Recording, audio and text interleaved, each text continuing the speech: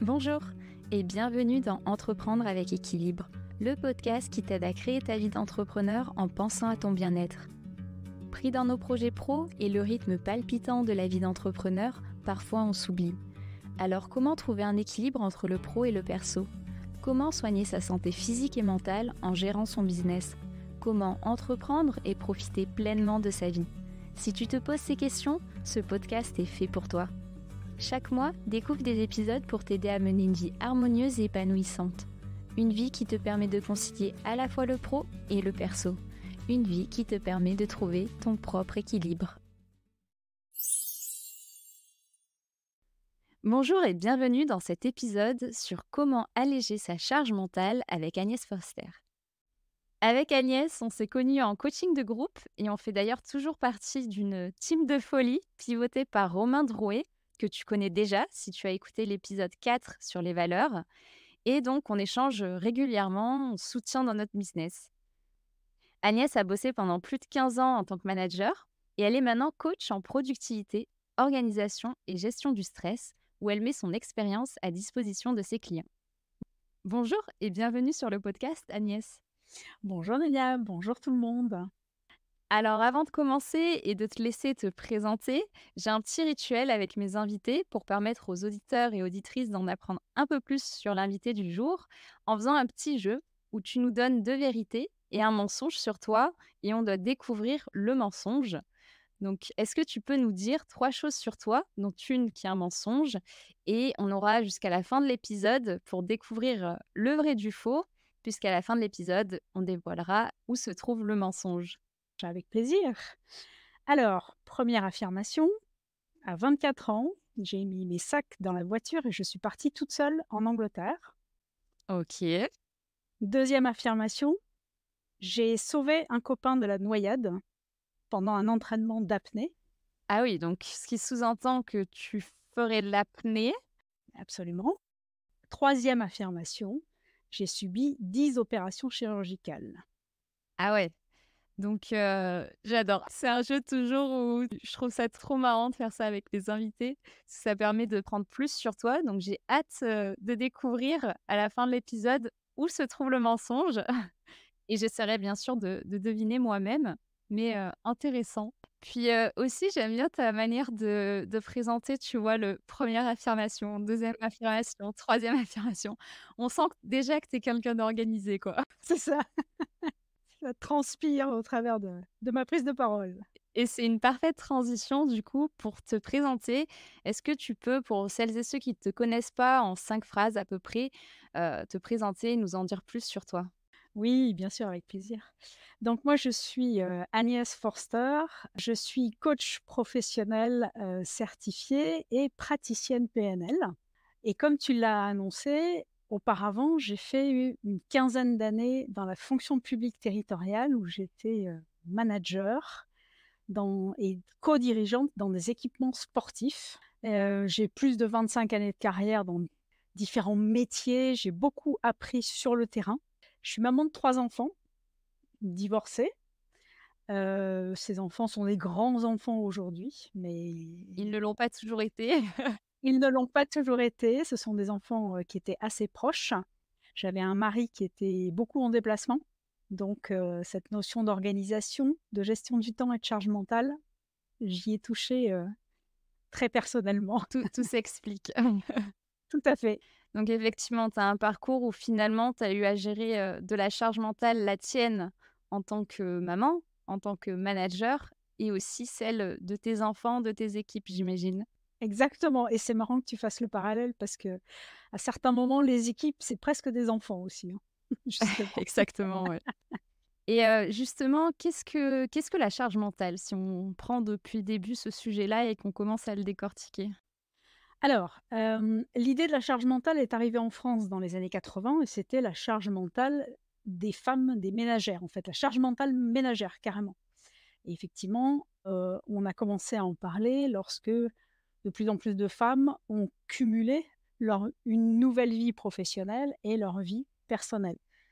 Mmh. Jusque-là, alors ça a commencé avant, bien sûr, mais beaucoup de femmes ne travaillaient pas, étaient au foyer. Donc, quand elles ont pris des responsabilités professionnelles, bah, il y a commencé à y avoir cette notion de charge mentale parce que pour autant, le travail, à la maison, le foyer, les enfants, l'organisation, c'était toujours elle qui s'en chargeait. C'est déjà un travail à plein C'est temps. ça, exactement. Et puis petit à petit, évidemment, les choses ont évolué. Aujourd'hui, les choses ont bien évolué. Hem, pour autant, bon, la charge mentale, il y a beaucoup d'éléments qui rentrent en jeu, quand même aujourd'hui. Et moi, la définition que j'aime aujourd'hui, c'est celle qu'a donnée Laure Azincourt, qui est une psychiatre Ouais. et qui parle de charge cognitive d'anticipation et de gestion. Et je trouve qu'on est vraiment dans cette idée d'avoir cette charge donc mentale effectivement, l'esprit Ouais. est sans arrêt pris par des pensées qui viennent en termes d'anticipation et de gestion, que ce soit professionnel ou personnel. Donc au final, on a tous de la charge mentale. J'imagine, je pars du principe que tout le monde a des pensées d'anticipation sur la sphère pro et perso. Exactement, c'est pour ça qu'effectivement l'esprit aujourd'hui par rapport à cette charge mentale, c'est qu'elle est beaucoup plus vaste, qu'elle ne touche pas que les femmes, elle ne touche pas que les mamans, mais bien évidemment, elle touche beaucoup de monde parce qu'on a une vie personnelle, une vie professionnelle et souvent on parle justement d'équilibre vie professionnelle, vie personnelle dans ces thématiques-là. Et l'idée, c'est qu'en fait, on est sans cesse en train de penser à des choses qui ne sont pas celles que l'on est en train de faire. C'est ça cette charge mentale. Donc c'est lié à la notion aussi de ne pas être dans l'instant présent au final. Exactement, c'est la conséquence. C'est ce qui est souvent la problématique, c'est qu'on a des milliers de pensées, même 60-70 000 pensées par jour. Heu, sauf qu'on ne peut pas tout prendre, mais par contre, c'est impossible de ne pas penser, par exemple. Oui. Donc en fait, c'est vrai qu'on a des pensées sans arrêt et la problématique de la charge mentale, c'est qu'on cumule des pensées qui viennent de partout et qui sont beaucoup soit sur le passé, soit sur le futur et qu'il est compliqué de garder une concentration et un vrai, momentum pour être dans le présent. Ouais, donc au final, c'est apprendre à gérer ses pensées de manière à être plus dans l'instant présent, sans pour autant, ne pas penser au futur, au passé, enfin, trouver un équilibre dans tout ça, quoi. C'est ça, c'est utiliser des techniques ou des outils pour alléger toutes ces pensées et pour, retravailler justement peut-être sur Ouais. une concentration ou sur un moment de joie et de plaisir. On peut passer une après-midi entière avec ses enfants, mais ne pas y trouver du plaisir parce que on est pris par des ruminations, des problématiques professionnelles, des problématiques personnelles, des choses à faire. Donc c'est effectivement apprendre à faire ce tri et à retrouver, le moment et l'instant présent. Ouais. D'ailleurs, tu disais que donc ça touche également, les hommes comme les femmes. Est-ce que toi, tu as un ratio dans tes clients? Est-ce que tu as plus de femmes clientes ou tu as aussi des hommes? Alors les 2 sont là, parce qu'effectivement de plus en plus d'hommes, notamment, on peut penser aux hommes qui sont solo papa Ouais. 1 semaine sur 2. Donc évidemment, ces hommes-là se retrouvent seuls avec leur enfant et se retrouvent avec, on va dire, une charge, d'organisation du foyer des enfants, par exemple, qu'ils n'avaient pas ou moins peut-être à l'époque où ils vivaient en couple. Mais de toute façon, la charge mentale aujourd'hui, elle est aussi très professionnelle et personnelle et encore une fois, c'est ce que je disais tout à l'heure, c'est pas parce qu'on n'est pas en couple et qu'on n'a pas d'enfant qu'on n'a pas de charge mentale. Ça touche tous les domaines de vie, en fait. Le domaine de vie, c'est le côté financier, c'est le côté éventuellement spirituel, physique, social, sociétal. C'est aussi, pourquoi pas, une charge familiale, que ce soit un frère, une sœur, un cousin, un parent Ouais. qui peut prendre autant, d'énergie et de problématiques que, le fait d'avoir effectivement, un foyer ou des enfants. Ouais, au final, dans ce que tu dis, j'entends que j'ai l'image comme si, dans notre cerveau, on avait, une bibliothèque ou alors un placard avec plein de tiroirs ouverts en même temps et l'idée de d'alléger sa charge mentale, en quelque sorte, c'est de faire un peu le rangement dedans Mmh. pour pouvoir être concentré sur, ce qu'on est en train de faire sans avoir à se sentir submergé par le chaos ou qui peut régner dans cette salle. C'est ça. Mmh. Et oui, c'est faire du tri et puis c'est aussi alors c'est toute la partie intéressante de la charge mentale, c'est que on a des origines extérieures, comme on le disait, à l'instant, hein, le travail, la famille, les enfants, l'organisation, le foyer, la gestion. Mais on a aussi beaucoup de déclencheurs internes, intrinsèques, parce que on va ruminer, parce que on a des pensées négatives, parce que on a des freins ou des croyances et on «empire» entre guillemets soi-même cette charge mentale, selon le type de tempérament ou Ouais. la lucidité que l'on peut avoir sur, son mode de fonctionnement. Et donc en mode, interne, ça va plus être l'état d'esprit dans lequel on est. Alors c'est l'état d'esprit, ça peut être aussi l'état de forme dans laquelle tu es, Forme physique. forme physique, santé Ouais. physique et mentale. C'est aussi, une hygiène de vie qui rentre en jeu. Que ce soit la pratique d'une activité physique, l'alimentation qui va rentrer en jeu aussi parce qu'il y a un côté, physiologique, dans tout ça également et le sommeil. Ouais. Le respect du sommeil, avoir un sommeil de qualité, dormir suffisamment, voilà et donc c'est tout ça qui rentre en jeu et qui est un fragile équilibre parce que l'équilibre, c'est un peu le côté vélo quoi, en fait. Mmh. On évite un déséquilibre Ouais, quand on est en ouais. vélo et qu'on avance, mais on n'est pas en équilibre. Sauf si on a des petits trous derrière, mais ça on sait pas encore les créer. C'est vrai que j'en parlais pendant le premier épisode justement, c'est quoi l'équilibre? Dans le sens où déjà c'est propre à chacun, c'est pas acquis, donc c'est des Mmh. choses qu'il faut entretenir. C'est ça et puis c'est très fluctuant. C'est très fluctuant de toute façon, Et justement, comment on peut se rendre compte parce qu'au final, du coup, là, on parlait des pensées en termes de charge mentale, mais tout le monde a des pensées, mmh, tout le temps. bien sûr. Comment, il est où le curseur où ça devient, problématique? Est-ce qu'il y a des signes qu'on peut avoir? Comment on peut s'en rendre compte? Est-ce qu'on s'en rend compte aussi? Parce que j'ai l'impression que, des fois, on se rend même pas compte qu'on a une charge mentale qui est super forte et qui nous impacte. Comment on peut, se sortir de cette situation? Alors à la base déjà l'idée c'est de se connaître, et de comprendre comment on fonctionne et quels sont nos repères. Quel est effectivement notre mode de fonctionnement. Travailler dessus, bien sûr, mais pour travailler dessus, il faut se rendre compte, soit qu'on est dans un état de nervosité ou de fatigue spécifique. On a des signes, souvent aussi des alertes physiques. Les alertes physiques, souvent on en parle au moment du burn-out parce que finalement, c'est une réaction physique qui vient dire: «Bah, là, tu es allé trop loin». Mmh. Mais ces alertes, on les a avant.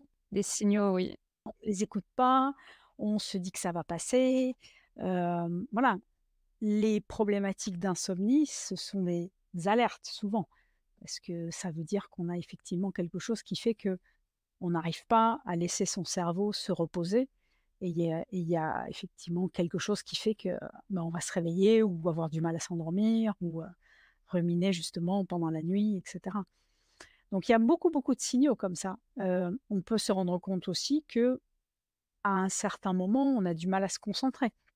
On veut avancer sur quelque chose et on se rend compte qu'en fait, bah, on passe son temps à avoir des idées, des pensées, des souvenirs qui remontent et cetera et on essaye de travailler sur cette concentration, mais voilà, il faut dégager le reste aussi et c'est là Mmh. qu'aussi que justement on peut travailler sur sa charge mentale. Faire de la place, C'est ça. Justement, j'allais te demander, est-ce que tu as des astuces pour alléger sa charge mentale une fois qu'on a identifié comment on peut faire, Alors il y a plein de situations différentes évidemment. Il y a des outils notamment. Alors moi je prône beaucoup le fait de retrouver des moments pour soi, ouais, se mettre en priorité et de caler des rendez-vous avec soi-même qui sont aussi importants que les rendez-vous que l'on peut avoir avec ses clients, sa famille, ses enfants, ses amis et cetera. Des vrais moments à soi pour penser à soi, se faire du bien. Donc ça peut être, bah, soit on a le plaisir d'aller se faire un massage de façon régulière. là tu me parles. Je crois que je te parle exactement. Soit on a plaisir à aller courir, soit on a plaisir à aller marcher en forêt, soit on a plaisir à faire un peu d'exercice, de yoga, de relaxation. On peut faire de la méditation. Mmh. Hem, on peut également moi, s'il y a un exercice que j'adore faire et qui me libère énormément, c'est d'aller écrire. Ouais. Trouver des moments réguliers pour écrire dans un carnet. Alors il y a des moments, c'est des pensées positives ou des pensées négatives ou justement c'est cette charge d'anticipation qui, au lieu de la laisser tourner dans son esprit, et ben, aller poser des choses sur le papier et Tu l'évacues, ouais. bien souvent, non seulement on l'évacue, mais en plus, bah, on se sent partir vers des idées, des solutions, des possibilités auxquelles on n'a pas pensé quand on ne fait que y réfléchir en fait Mmh. et que laisser les pensées tourner. Après, chacun peut avoir une activité, manuelle aussi qui peut plaire, que ce soit de la peinture ou de la musique ou écouter de la musique ou voilà, il y a plein de choses comme ça. C'est ce côté, de ce qu'on appelle la rupture de pattern. C'est-à-dire vraiment d'aller couper court à cette pensée, ce flot de pensée, ou à ce rythme de travail dans lequel on est, changer de lieu, changer de Mmh. rythme, changer de position. Moi, je prône toujours le fait de couper ces moments de travail, d'avoir des temps de travail, des temps de pause. Mais quand on appelle des temps de pause, c'est pas: «J'arrête de travailler, sur mon ordinateur pour prendre mon téléphone et aller scroller» et cetera. Mmh. Non, c'est vraiment je pose, je change d'environnement, donc je me lève, je vais chercher un verre d'eau à la cuisine ou je vais faire le tour du pâté de maison. Mmh. Au moins, je change totalement, ce qui veut dire que le cerveau part sur autre chose, les yeux partent sur autre chose, je remets de l'énergie, je remets de la circulation sanguine et ben, en fait, ça allège l'esprit. Ouais, donc c'est vraiment de se déconnecter, en fait, d'avoir des moments de déconnexion Mmh, et en fonction de chacun, de faire à ce moment-là une activité ou rien, mais quelque chose qui fait plaisir et qui nous remplit. voilà, ça peut être ça. Ensuite, ce qu'on a aussi, bah, l'idée que, en fait, on a le droit de se donner et de définir ses limites. Parce que souvent, si la charge mentale vient de l'extérieur, c'est et qu'on l'accepte et qu'on la laisse, nous prendre, c'est qu'on n'a pas défini ses propres limites Ouais. et qu'on n'écoute pas non plus ses limites. Donc si on prend le temps en dehors des moments difficiles, de réfléchir à une situation, de se dire: «OK, qu'est-ce que pour moi est la limite acceptable ou pas acceptable? À quel moment ça devient désagréable?» Et le désagréable, en fait, c'est aussi apprendre à écouter ce que son corps nous dit, Mmh. parce que quand c'est désagréable, le corps nous le dit. Moi, je suis sujette à des acouphènes, je trouve c'est devenu mon allié. Ouais, L'acouphène me parle. c'est impressionnant ça. Ça siffle normalement, c'est pour moi acceptable. Mais il y a des moments, c'est impressionnant parce que le niveau de l'acouphène est complètement différent. Voire même s'il y a une contrariété ou une fatigue ou quelque chose, il y a un sifflement qui se lance et aujourd'hui, si ça se lance, je me dis: «OK, il est en train de me parler. Qu'est-ce qui se passe?» J'essaye de prendre du recul, de la hauteur, si je peux à ce moment-là ou en tout cas, je prends l'alerte et je me dis: «Bon, derrière ça, ça veut dire que je vais avoir besoin d'aller me vider l'esprit, me reposer, changer d'air et Ouais, cetera». là, au final, dans ce que tu dis, je vois 2 choses. C'est à la fois d'analyser les situations qui nous ont dérangés et les signaux qu'on a pu avoir à ce moment-là, qu'on n'a peut-être pas forcément écoutés pour par la suite pouvoir être à l'écoute de ces signaux dès qu'ils viennent Mmh, et aussi savoir dire non, c'est ça. de poser ses limites, de les connaître déjà, mais aussi du coup d'après, les poser pour éviter d'avoir justement une surcharge. C'est ça, oui et puis même, le non, il est souvent, se le dire à soi-même et pas juste aux autres. Parce que finalement, on a ces injonctions, on a ces croyances limitantes qui disent qu'on n'a pas le droit de dire non, on n'a pas le droit de faire ci, on n'a pas le droit de faire ça. Et est-ce que réellement c'est si normal que ça? Et si je le subis déjà, rien que le fait d'utiliser cette expression, ça veut dire qu'il y a un problème, ça veut dire qu'il y a quelque chose qui passe pas. Donc, où est-ce qu'elle est cette limite? Et savoir dire non, c'est pas obligatoirement, dire un non agressif et négatif. Ouais. Le non positif, moi, ce que j'appelle le non positif, c'est-à-dire pourquoi je dis non? Parce que c'est pas aligné à mes valeurs, parce que c'est pas le moment, parce que je suis pas en énergie pour répondre à quelque chose ou pour faire quelque chose.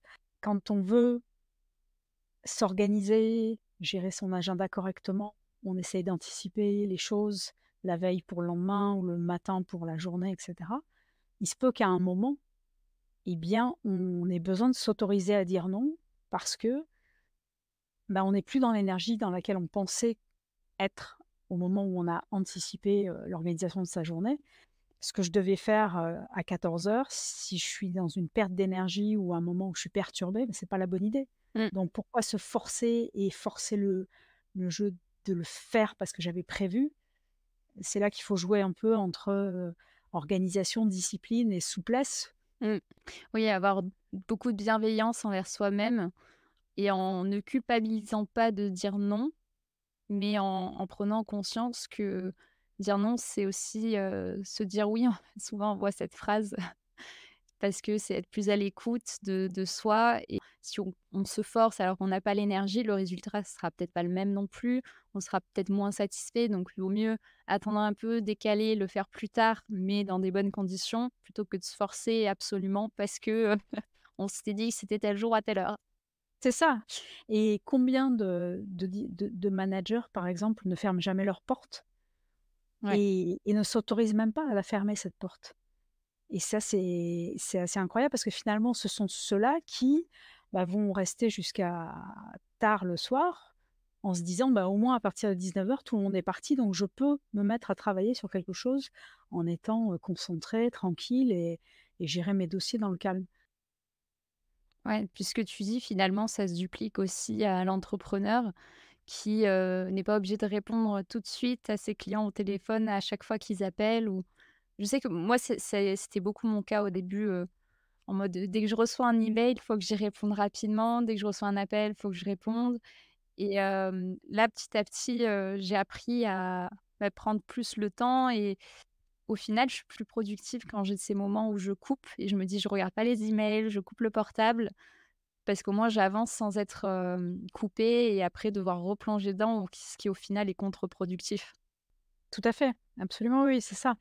Ça, c'est de toute façon, c'est une excellente, pratique effectivement de débrancher tous les perturbateurs pour réussir à être concentré et après c'est une question de communication et d'éducation. Tout Mmh. comme on peut éduquer des enfants à certaines choses et ben, on peut éduquer nos clients, nos partenaires à certaines choses aussi.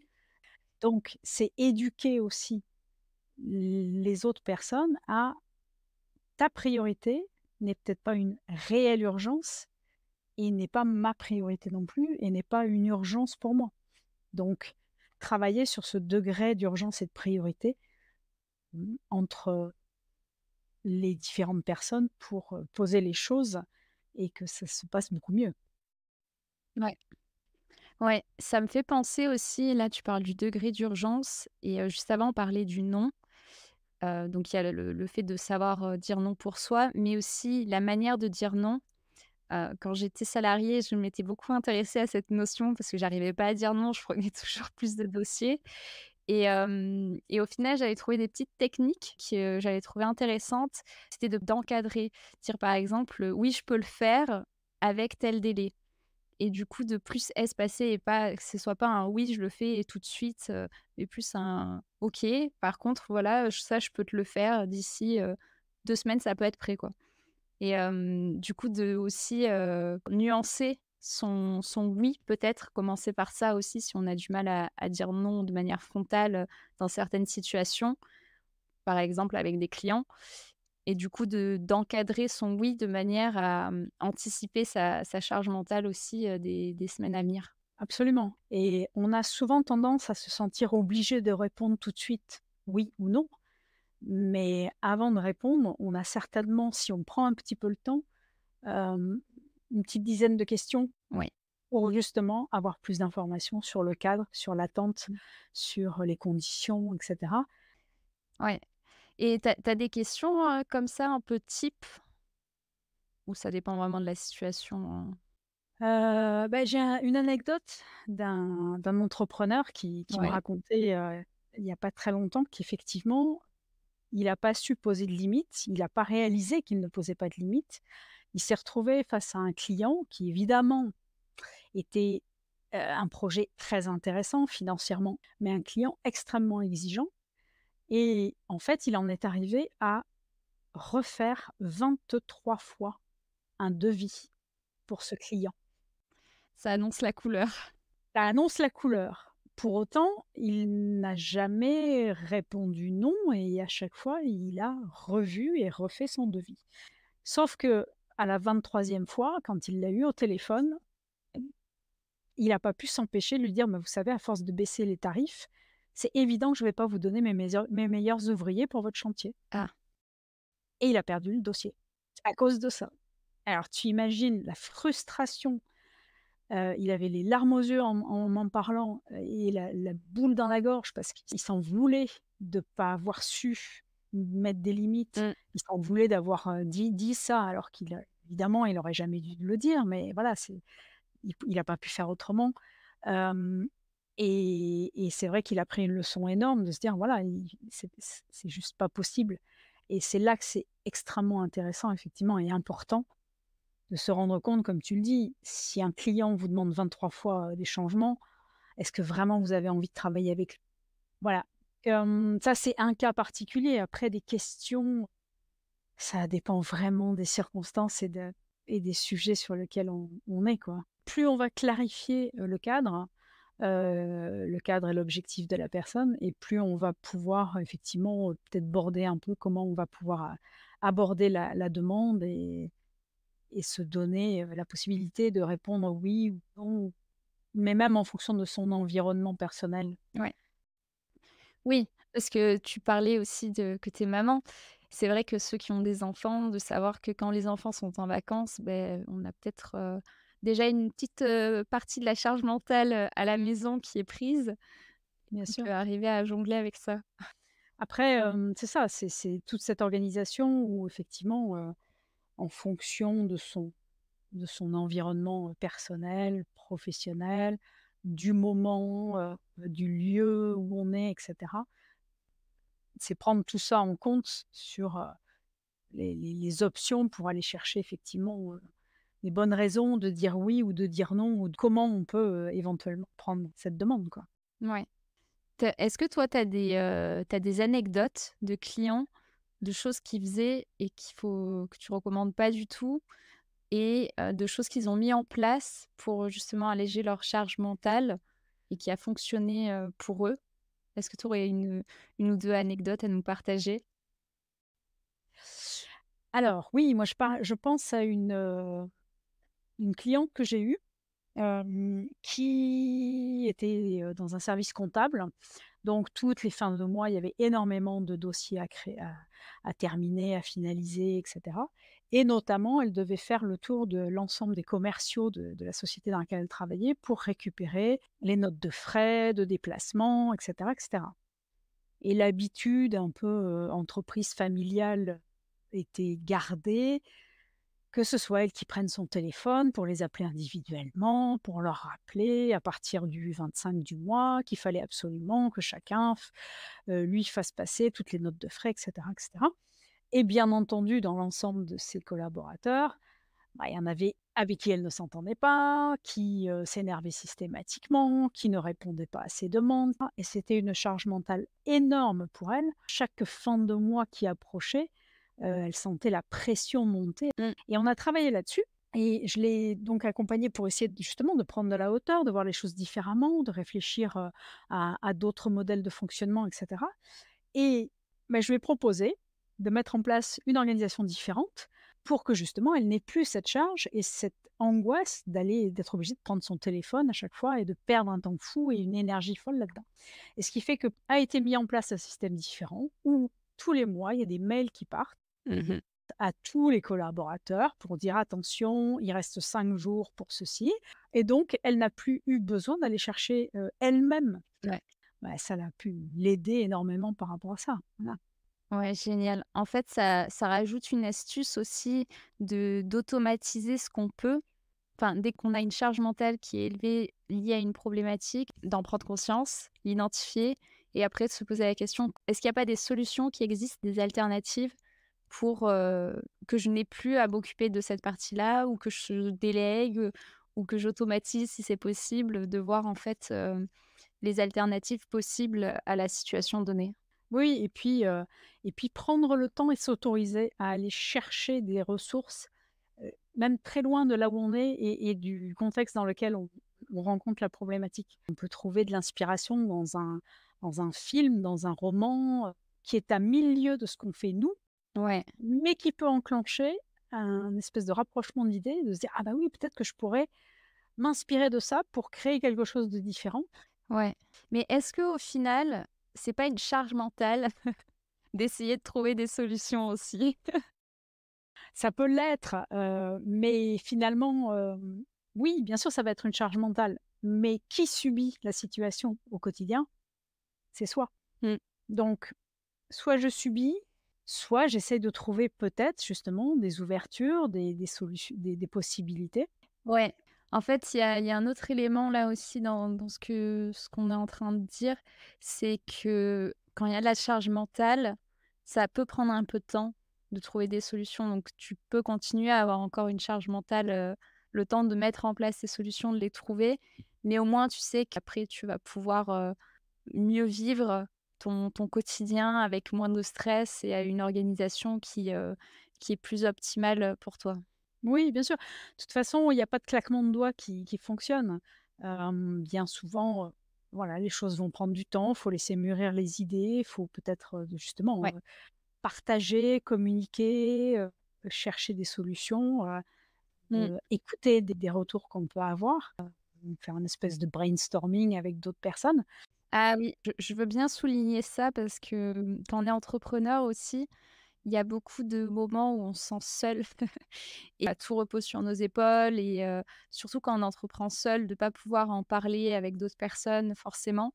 Donc l'idée de brainstorming ou même d'aller faire du networking, de parler à d'autres entrepreneurs, de rencontrer d'autres personnes qui ont peut-être pas exactement le même business, mais qui ont ce même mode, un business à gérer, ça aide des fois à trouver des solutions. Des partages d'expériences, voir des choses qui ont marché chez les uns, chez les autres et de pouvoir s'en inspirer pour trouver, sa solution, propre. Mmh. Tout à fait, absolument et puis souvent quand on se retrouve dans des échanges entre entrepreneurs, rares sont les entrepreneurs qui, ne voudraient pas partager Ouais. justement, leur expérience et pouvoir aider. Oui. Il y a vraiment souvent quand même un élan de partage entre les entrepreneurs Ouais, complètement. et ça, c'est super, quoi. Oui, tout à fait. Mmh. C'est vrai que je fais pas mal de networking depuis que je suis à mon compte et il y a toujours une ambiance, super, bienveillante. Il y a toujours une énergie aussi avec plein de projets, en général, tu vas à un événement networking et tu repars avec, tellement plus. Tout à fait, ouais, ouais et bah, là aussi, tu vois, je trouve ça très, très intéressant à chaque fois de se faire prendre un temps de débriefing et d'aller noter des petites idées qu'on a entendues, des choses qui nous ont inspirés. On ne sait pas trop ce qu'on va en faire, on n'a pas encore, voilà, ça on n'a pas pioché la chose et on l'a pas intégré pour soi, mais c'est quelque chose que si on le garde en tête, on va l'oublier. Ouais, Parce qu'on a trop pensé. Par contre, si on l'écrit, si on le note, à un moment, on peut aller relire ses notes, on peut aller relire des choses et ça et à un moment, ça peut ouais, servir, quoi ouais. et c'est arrivé moi, ça m'est arrivé souvent de revenir sur certaines choses et me dire: «Ah oui, c'est vrai qu'il y avait eu ceci, cela» et tout d'un coup, paf! Ouais, il y a des liens magiques qui se créent. C'est ça. Génial. Bah, écoute, merci beaucoup pour, cet échange. Donc Agnès, tu nous conseilles de prendre du temps pour soi, d'arriver à vraiment déconnecter pour déjà prendre conscience de sa charge mentale, mais aussi mieux se connaître et pouvoir être vraiment à l'écoute, des signaux que notre corps nous envoie. Tu nous as aussi conseillé de savoir dire non, de savoir poser ses limites et de prendre en compte le degré d'urgence de la demande qui vient quand elle est de l'extérieur pour temporiser l'urgence et de pas soi-même, en fait, être vecteur de sa charge mentale, élevée en ajoutant des couches, à celles déjà existantes. Tu nous conseilles également de se donner du temps pour répondre quand on a une demande externe encore, puisque on n'est pas obligé de répondre à la seconde et souvent prendre un peu plus de temps, ça permet de poser le cadre aussi et de pouvoir vraiment, jauger quelle est l'urgence Et tu nous as également conseillé d'automatiser ou de trouver des solutions qui soient des alternatives. Quand on a une problématique qu'on remarque qui nous donne beaucoup de charge mentale, comment on peut faire en sorte que ce soit plus le cas justement et donc voir quelles sont les alternatives qui existent aussi. Alors je te propose maintenant de retourner à notre petit jeu. Tu nous as donné 2 vérités et un mensonge. Alors si je récapitule, on avait à 24 ans, tu as pris ta voiture avec tes affaires toute seule et tu es partie en Angleterre. Un jour, tu as sauvé quelqu'un, pendant une session d'apnée, de la noyade et tu aurais subi plus de 10 opérations. Mais donc ce que je te propose de faire, c'est déjà de donner une vérité et puis ensuite, j'essaierai de deviner entre les 2 qui restent. OK, donc à 24 ans, j'ai rempli ma voiture et je suis partie en Angleterre. Yes. Tu peux nous en dire un peu plus là-dessus? Alors, en fait, j'ai cumulé quelques années d'études qui ne me satisfaisaient pas beaucoup et j'avais pas du tout envie de continuer. J'ai rencontré, un couple hein, qui travaillait, dans la publicité et je sortais d'un BTS, publicité et donc j'ai fait un «deal» entre guillemets, avec mes parents en disant: «Sponsorisez-moi une année, mais au lieu de me payer des études, moi j'ai envie de partir». J'ai demandé à ces gens-là si je pouvais venir chez eux pour apprendre l'anglais, pour voir ce que je pouvais faire. Ce que j'ai fait et finalement je suis restée 5 ans en Angleterre. Ah J'ai trouvé yes, un tu vois? travail là-bas et je suis rentrée dans des agences de publicité et cetera. Ce qui au final a été le début de ta carrière du coup. C'est ça, exactement. Trop bien, j'adore. Voilà. OK. Bon, mais je dirais que tu n'as pas sauvé quelqu'un de la noyade en apnée. Bien vu. Par contre, j'ai participé, à ce moment. Voilà, ça OK. s'est réellement passé. C'est réellement passé. Quelqu'un, a poussé un petit peu trop, ses prétentions, lors d'une apnée, en piscine, et effectivement, heureusement que mes amis, collègues et camarades, apnéistes, et surveillants, encadrants et cetera étaient présents et ont bien senti, le truc venir, ont anticipé, et ont vu Ouais. qu'effectivement, en fait, il a fait ce qu'on appelle, on appelle ça une samba, c'est-à-dire qu'effectivement, physiquement, il y a une déconnexion, nerveuse physique. Ouais. La personne ne se rend plus compte et va se retrouver à vouloir respirer sous l'eau, même s'il est encore conscient. Mais il se rend pas compte et il peut Horrible. avoir, les voies aériennes qui rentrent sous l'eau et avaler de l'eau et donc se noyer. Donc ils l'ont tout de suite récupéré, sorti. Donc oui, ça a été marquant. Ça a été marquant, Mais, mais je faisais du de l'apnée, oui, tout à fait. ouais, c'est ce que j'allais dire. Donc tu faisais de l'apnée. Alors là, ça me paraît dingue. C'est quoi? Pourquoi? Alors, en fait, j'ai fait pas mal de sport, mais j'ai eu donc un certain nombre d'accidents, enfin de problèmes, d'accidents, sportifs, donc je ne pouvais plus pratiquer les activités que j'aimais faire, et travaillant dans une piscine, je me suis dit: «Tiens, je vais aller faire de la plongée». OK. Plongée en bouteille et cetera et j'ai fait 1 an de plongée et dans le club dans lequel j'étais, il y avait également des apnéistes et en fait, j'ai découvert l'apnée et je me suis lancée là-dedans pour voir ce que ça donnait, très Mmh. tardivement, hein, puisque j'avais, pratiquement 50 ans, et c'est un challenge incroyable parce qu'effectivement, c'est vraiment, un travail mental qui est incroyable et qui est extrêmement important et voilà. J'ai appris à descendre aussi dans des fosses, tu sais les fosses pour Ouais. faire de la plongée en profondeur, en piscine mais, profonde et voilà et donc, voilà, on apprend à entendre son corps, ça c'est extraordinaire aussi, Ouais. à maîtriser ses pensées, à Ah travailler, sa ouais. visualisation, pour arriver à faire, une longueur de 50 mètres, donc une piscine olympique, donc une longueur de 50 mètres En sans apnée? respirer, en apnée et descendre à 20 mètres en profondeur aussi, en apnée, dans une fosse. Oh là là, mais je trouve ça à la fois fascinant et terrifiant. Bon, je suis pas à l'aise sous l'eau, Ouais, mais là, le mindset, ce que tu dis effectivement de contrôler c'est ses ça. pensées, c'est Mmh. essentiel, quoi. Ouais et je me suis fait un petit peu aider en sophrologie justement et Ouais. on a travaillé là-dessus parce que j'avais un vrai blocage. En fait, j'ai passé un temps fou à faire 49,50 m. mais ne pas arriver à faire les 50 centimètres qui manquaient pour aller toucher le mur et faire enfin 50 mètres, tu vois? Ah ouais. Et voilà et donc mais effectivement, les 1res fois quand tu en fais, tu fais 5 mètres et tu as l'impression que tu vas mourir, Bah que tu oui. vas étouffer, que voilà et petit à petit, bah, c'est un travail. Il faut se réentraîner à chaque fois. C'est un travail physique, c'est un entraînement physique et beaucoup, beaucoup, beaucoup un entraînement mental, effectivement. Et Waouh! c'est aussi apprendre justement à lâcher prise.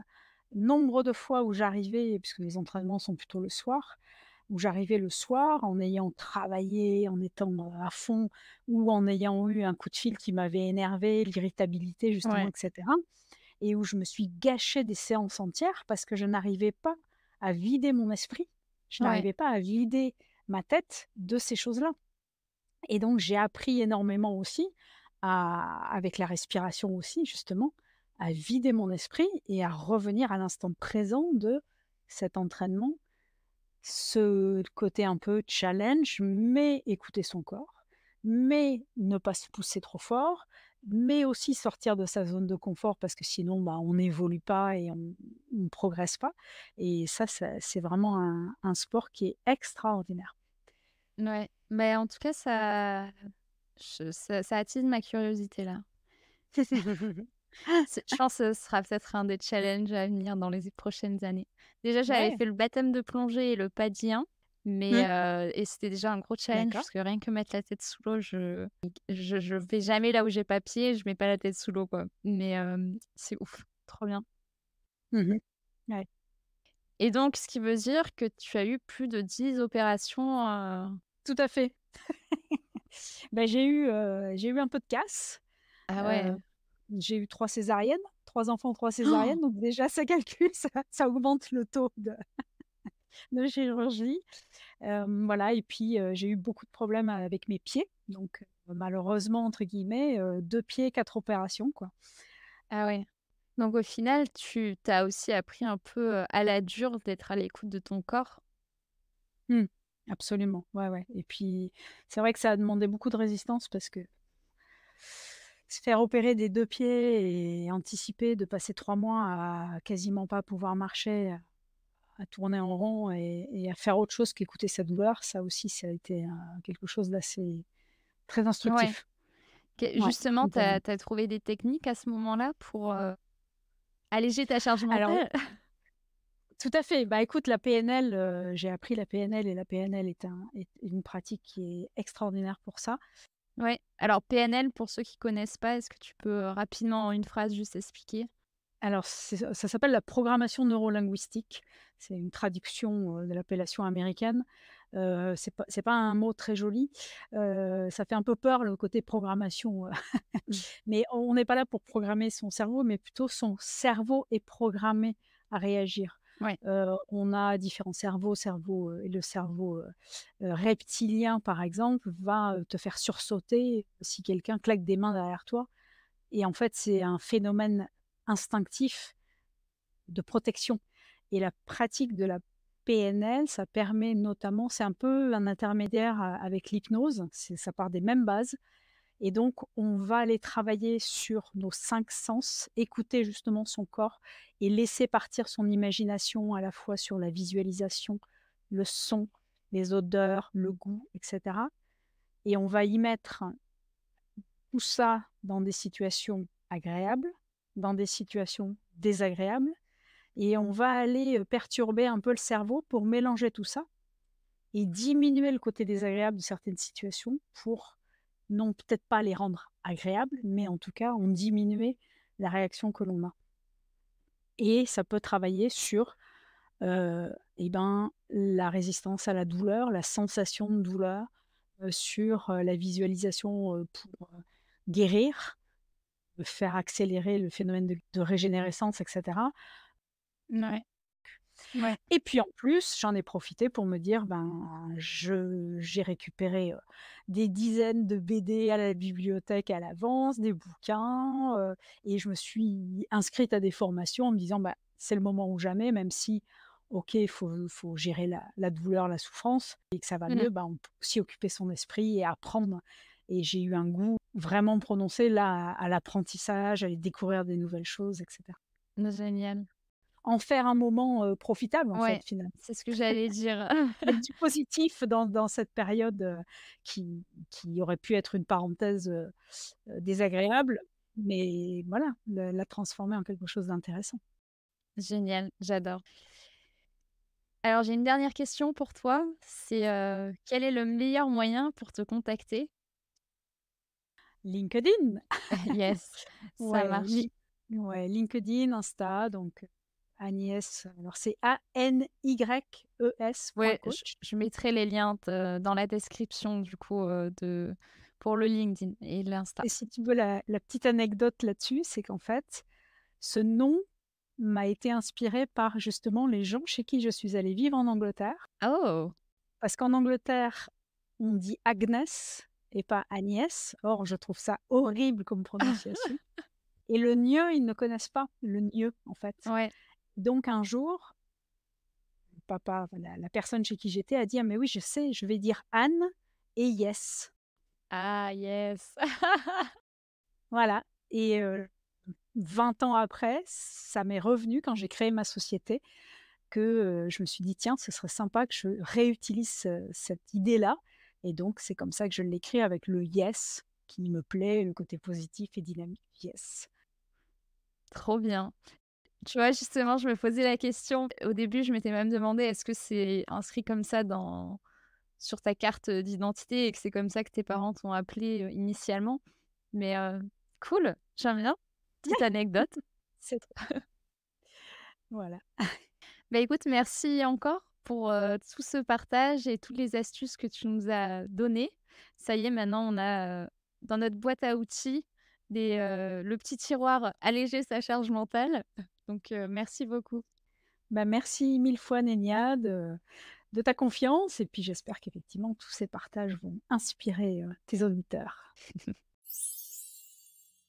Merci pour ton écoute. Si cet épisode t'a plu, je te laisse le partager autour de toi pour le faire découvrir aux autres et lui mettre 5 étoiles. Prends soin de toi et à bientôt.